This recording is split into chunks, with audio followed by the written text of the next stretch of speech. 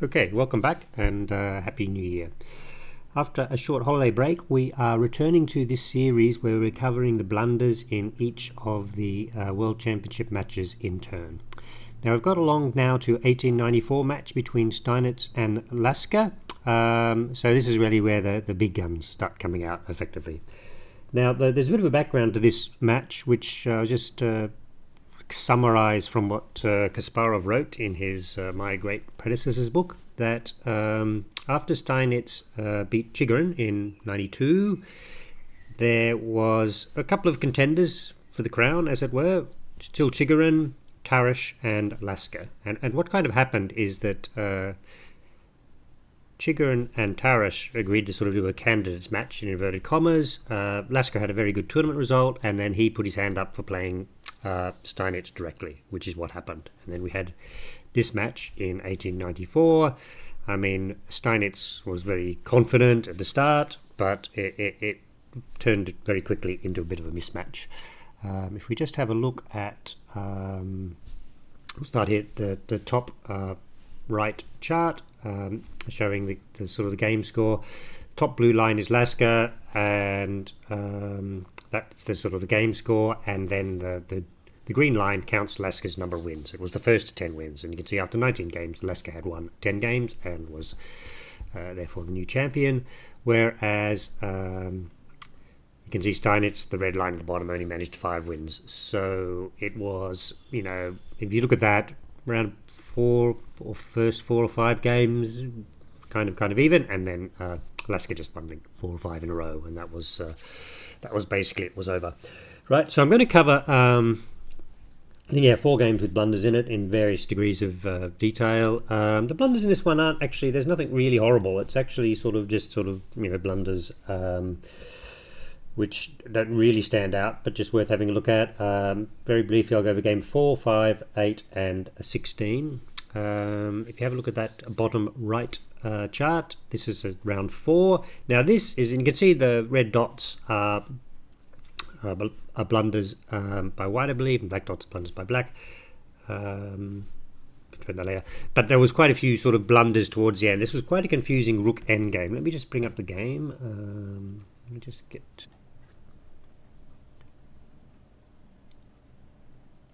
Okay, so this is the position we'll start at.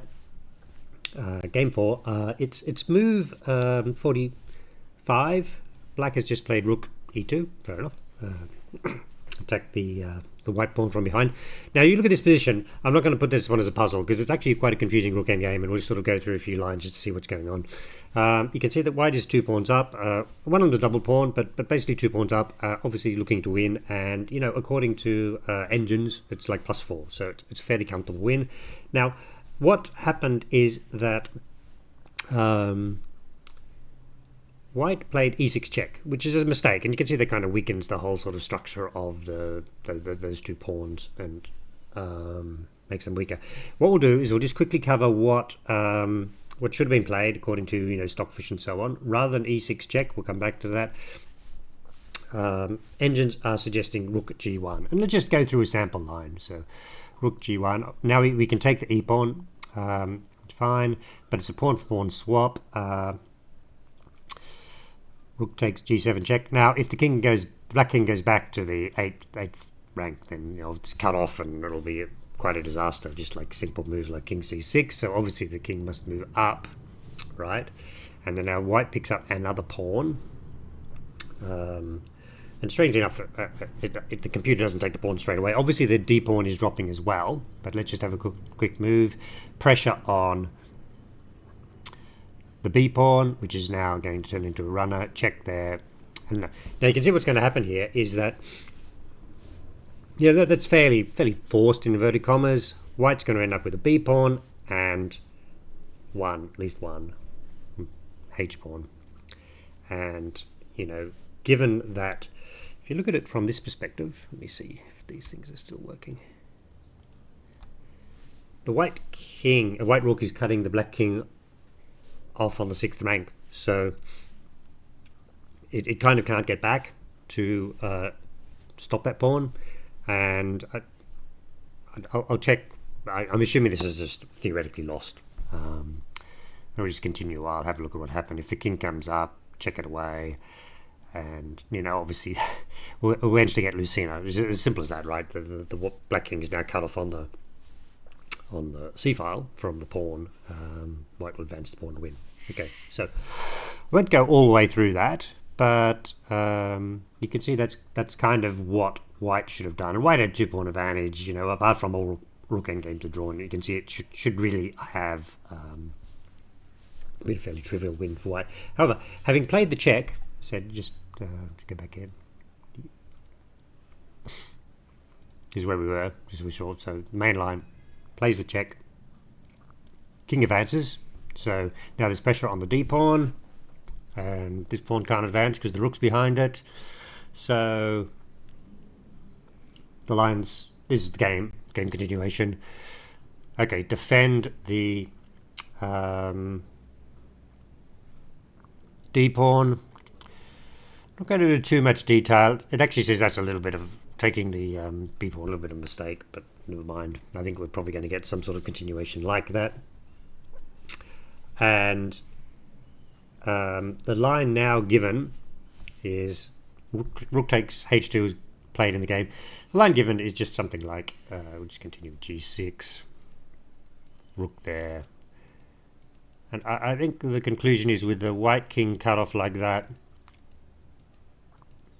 and no sort of hiding space, very difficult for white to make any progress in this position. Just continues like that.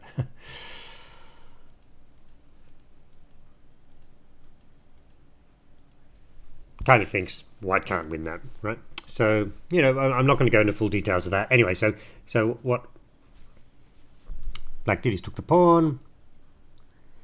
Now that gives white the opportunity to get behind the e pawn and push it. So now white's winning again. Have a look at this. Now we can do the checks.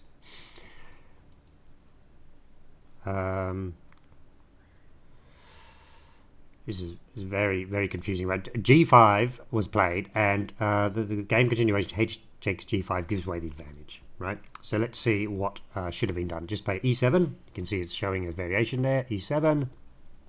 Okay, I think we better drop back. We either block that or drop back with our king. So they suggest blocking it, check there. And with these two pawns, obviously white's going to win here. So there's a queen, right? However, white took, black took back, and now it's a 2 against 1. And according to the computer, this is drawn because the g pawn offers enough resistance. But we're not done yet. Let's continue. I mean, we've already been through several blunders from winning to not winning. So rook a4 checks okay. King goes back. Rook a3 check is actually a losing move, which white doesn't take advantage of. King e4. Now we start pushing the pawn. So this is the idea. It's all based on our counterplay. Attack the pawn. If white takes the pawn, which is actually the winning move. White takes pawn. Let's see what happens. It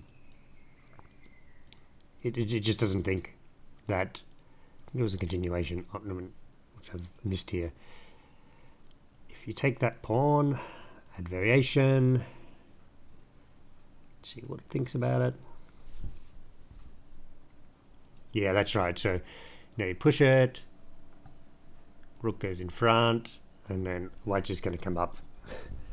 Black can't win the pawn. So that's what white should have done. White should have taken the pawn, and he's got a winning endgame. He didn't take the pawn. He pushed e7. Now this is different, right? Because now all the pawns are going to be dropped. If white takes now, we'll take the e pawn. So we'll just continue. This is the game continuation. So white has to move his king up to support.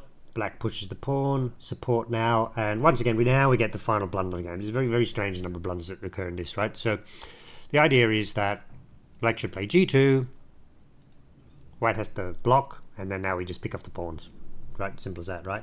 But final blunder of the game by Lasker, which is, rather than just play for counterplay, he moves king d7. Yeah, you can't quite work out what that move's about. So now we play d6, game continuation. Can't take that pawn because then king f7 and we'll check it away. So problem is we're now one tempo down. So that's the game continuation, and just go and pick it off. Right now, if you were to continue the game, can't take the pawn because we advance, and then with the queen and a rook d1 check or push the king away. Right. So losing that tempo by playing king d7 unnecessary. Lost the game in the end. So this is quite a funny one. Quite a number of wins to draw and then draw to loss blunders by white and black respectively. In the end, you got the outcome that it should have had, which is kind of why I think, well, it's kind of an unusual game in that sense. So what we can do here is we get over here and we'll just allocate that the last blunder to Lasker, and as I don't think it affected. I have to go to my actual Excel, don't I? 1 second. I'll just put Lasker, and we'll put him in here.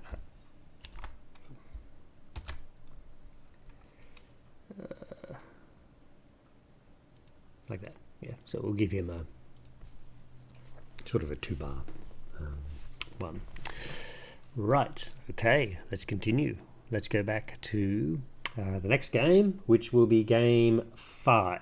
Right, okay, so just let me quickly get onto game 5.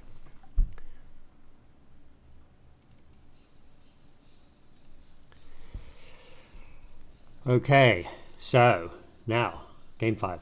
Lasker's white, and the blunder here is this is once again it's not a great blunder, but it's just quite strange what happened, and we can consider it a tactical puzzle, right? In this position, white played a move which could have lost the game, but it didn't, right? Because nobody saw it. So let's have a look. Have a look at the position for a while. Not quite yet. White plays. White plays. Shouldn't have seen that, but anyway, white plays d takes c6, right? Very standard move. You know what's going on. And just have a look at the position and see if you can see there's a winning continuation for black, which is kind of unusual. And black missed it, and the game continued. Reminded me a lot of the Carlson and Ann blunder from game 6 in terms of something which was missed, and then the game went on. Okay, so if you had a chance to look at it, if you go back, you'll see that unfortunately, you may have seen this, that actually there's a few moves. Rook f4 is one of them, which does 2 things, which you'll see in a minute. Which it's not, it just sort of covers the threat which is there. Now black in the game just played queen takes c6. The game continued and ended up as a draw, right? Which is fair enough. Position should be drawn, but there was this strange tactic: bishop takes f2 check. Which, if you weren't looking for it, you wouldn't expect it to work. But if you have a look, you've got black's 2 rooks looking very threatening on those 2 files, right? And then, so if the king can be lured out, then obviously, a lot of trouble. So the main line here is what to do if you take the bishop, right? Now, if you take the bishop with the rook, you get checked on the back rank, and then you queen b6 check, and you've got nothing to block it with, and it's not pretty. I think you could see that fairly quickly. So you're not going to do that. You're going to take back with the king. Take back with the king, and then now this sneaky move, queen b6 check. King can't go back. Nothing to block with, because as I said, the rook's covering this file. Can't go there. I just go back actually. And you can't not take the bishop, because the bishop can take the rook, which is this rook f4, both protected that pawn, and moves the rook out of the way. So that's just you see why that works, right? So after this check, there's kind of 2 moves. So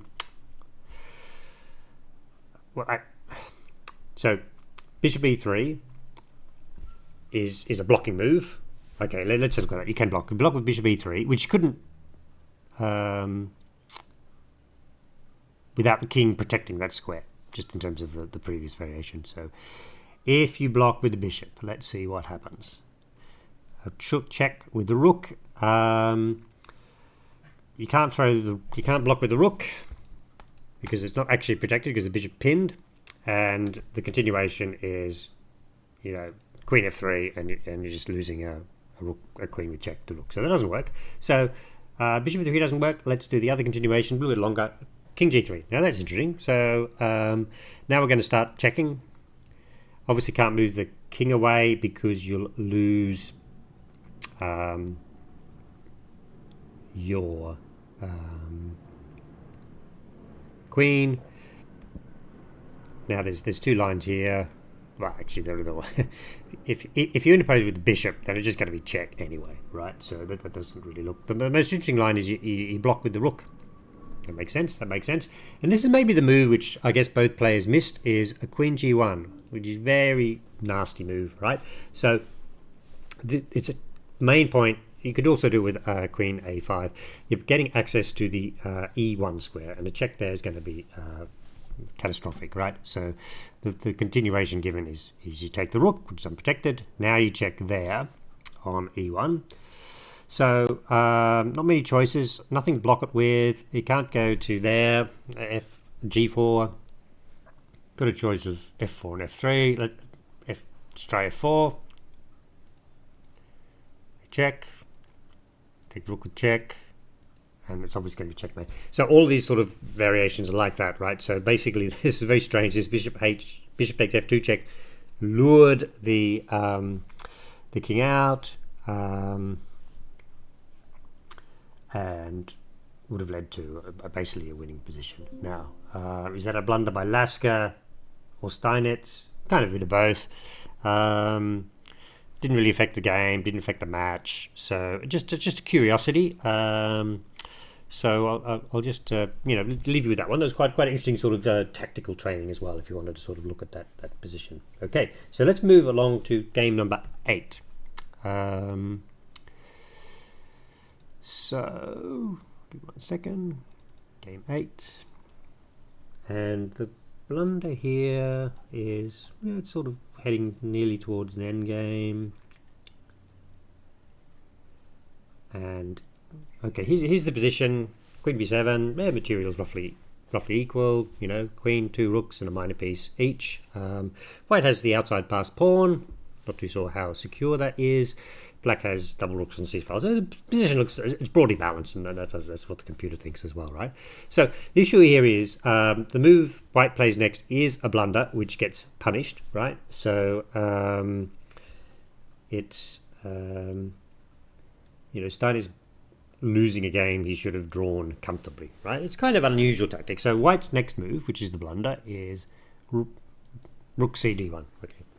Unfortunately, I got variations in there. Fine. So have a quick look at this and see what is wrong with that move. Just a sort of simple tactical idea. And when you've thought about it and sort of gone through the lines, you'll see what actually happens. I mean, this is very, very strange. Basically, White's knight on d7 doesn't have many good squares. Let's have a look at the squares we could go to. Can't go there, can't go there, can't go to either of these squares. Can't go there, it's covered by the rooks, right? So basically that rook is suddenly trapped. I'm not going to say in the middle of the board, but it's kind of quite unusually trapped. Obviously, Steinitz wasn't realizing how vulnerable the knight position was, and now it's lost, right? So as I say, there's nothing. There's a few lines you could try, but basically it's gone, right? Which is why when you looked at that previous variation, White should have just taken the rook on c4 and things are fine, right? So anyway, so what did Steinitz do? Well, he gave up the piece, right? You get 2 pawns for it, but your position is not well, right? Because you have to block that threat for checkmate, and this is just a sort of a forcing some pieces off the board. It's all a bit desperate. Black's just a piece up, right? Game continues. Just a piece up. Black's successfully got most of the pieces off the board. much longer does this go on for? A while. Anyway, not to worry. So that was quite an unusual one. Just like was that knight at risk? Obviously it was. Maybe you should have been paying attention to it. So the last game we'll look at here is game 16, which is another endgame, and actually it's quite interesting the way these endgames. I mean, you think of maybe it's the next generation, your Capablancas and so on. You think of people who are very good at endgames, but these games, there's just quite a few blunders in the endgames. Quite complicated endgames. So here's the position. White's next move is a blunder. This position is basically even, although black's a pawn up. Obviously the bishop's probably somewhat better at covering both sides of the board, and although the a pawn is a bit troublesome for it, right? So this once again, I'm not going to say this is a tactical puzzle because it's quite confusing, right? Anyway, the drawing line is to play f5. Now this has a tactic behind it, and basically it exchanges an extra pair of pawns on the king side, which helps white to hold the draw. So you cannot take, because bishop d5 check would win the knight. So black can't. That's why it's forcing an exchange of pawns, right? So that's the most logical move. King f6. We take. According to the line, black doesn't take back straight away. Obviously, black is going to take, and it's more a case of getting the knight into a better position. Move the knight around. I'm not going to explain all these moves. Now we're going to pick on the h pawn. White can't do much about that, but white's going to pick up the a pawn. So now we have this position, and I'll say this is a theoretical draw. According to engine analysis, it is a combination of things. White gradually gets his king across, and the bishop is strong enough to block the pawn on the long diagonal. So that is what should have happened. However, because white played king d4, go back to king d4, he missed that tactic for exchanging a pair of pawns. Position quite a bit different. Still going to lose that pawn over there, no issues, but it's a much stronger position. Still have a pair of pawns left, which black's probably going to pick up. This is actually the game continuation, and it's sort of like the bishop being forced off that diagonal, right? That's the problem, right? So bishop goes somewhere else. There. Just move in. Goes back there.